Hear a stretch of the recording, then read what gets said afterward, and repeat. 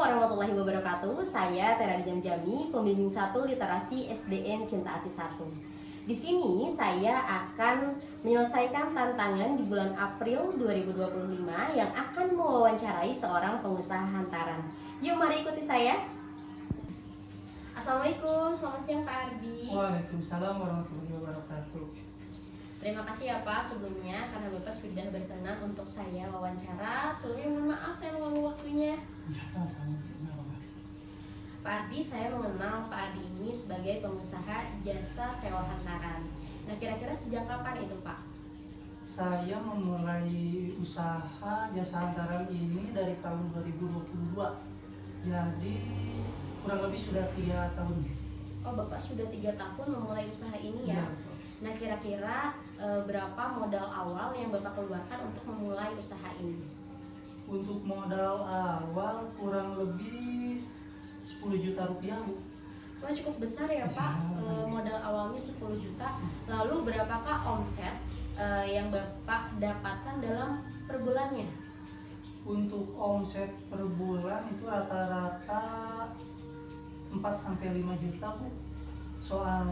Dan saya juga itu tidak menerima pelanggan, nggak setiap hari, soalnya saya dan istri sama-sama kerja. Jadi kalau kita ada waktu luang baru kita menerima pelanggan. Oh begitu Pak. Bapak, di sini saya melihat macam-macam hantaran. Kira-kira jenis hantaran yang bagaimana yang Bapak sewakan kepada pelanggan? Saya di sini saya itu menyewakan 3 jenis hantaran ya. Yang pertama itu yang bahan kayu, yang kedua dari bahan satin, kain satin, cuman ada di galeri, katanya disimpan. Yang ketiga yaitu ini kotak mahar. Dan untuk tutupnya yang pertama itu ada dari bahan mika, yang kedua dari akrilik. Begitu Pak. Ya. Lalu apakah Bapak memiliki kesulitan saat membangun usaha ini? Untuk kesulitan ya tentunya ada kesulitan, apalagi di awal-awal saya mau mulai usaha ini kan orang-orang belum mengenal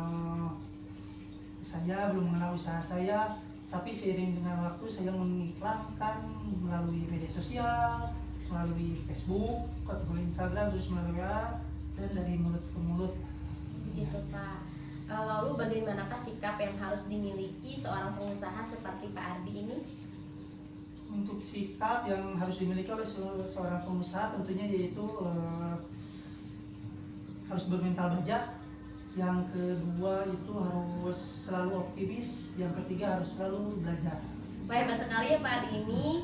Lalu Pak, saya ingin bertanya, apakah memiliki usaha seperti ini harus sesuai dengan latar belakang pendidikannya? Harusnya sih iya. Jadi kalau mau kita mulai bisnis, basic pendidikannya itu harus dari bisnis juga atau dari manajemen, harusnya. Tapi kalau enggak pun seperti saya dan istri yang basicnya pendidikannya tidak apa-apalah, bisa belajar dari mana saja lah. Nah Bapak, saya melihat usaha Bapak ini sudah maju. Bagaimanakah Pak Ardi mempertahankan usaha Bapak yang sudah berkembang ini? Untuk mempertahankannya ya, yang pertama yaitu menjaga kepercayaan dari konsumen, dari pelanggan. Harus jujur, terus harus selalu belajar lah, harus terus berinovasi, jangan cepat berpuas. Begitu Pak. Lalu apa saja yang boleh dilakukan dan tidak boleh dilakukan oleh pengusaha seperti Bapak? Yang boleh dilakukan yaitu harus bersikap jujur, harus bersemangat, dan harus berkomitmen. Dan ya, hal yang tidak boleh dilakukan ya kebalikan yang tadi disebutkan. Bapak Ardi ini sangat hebat dan sangat menginspirasi sekali. Pak Ardi, jika Bapak berkenan, boleh saya meminta pesan untuk para pengusaha yang baru memulai usahanya? Pesan saya untuk teman-teman yang memulai bisnis di usaha jasa sewa hantaran ini, Yang pertama itu yang paling utama yaitu harus bersifat jujur, menjaga kepercayaan konsumen. Yang kedua harus belajar, harus terus belajar, jangan berpuas diri. Soalnya di jasa sewa hantaran ini setiap tahun itu suka ada upgrading, maksudnya tahun ini yang boomingnya itu model seperti ini, yang tahun depan itu harus yang seperti ini, beda lagi. Jadi kita harus update, menambah ilmu ya seperti itu. Terima kasih banyak ya Pak pesannya. Terima kasih juga untuk informasi yang sangat luar biasa. Semoga usaha Bapak terus berkembang dan sukses selalu. Terima kasih banyak ya Pak.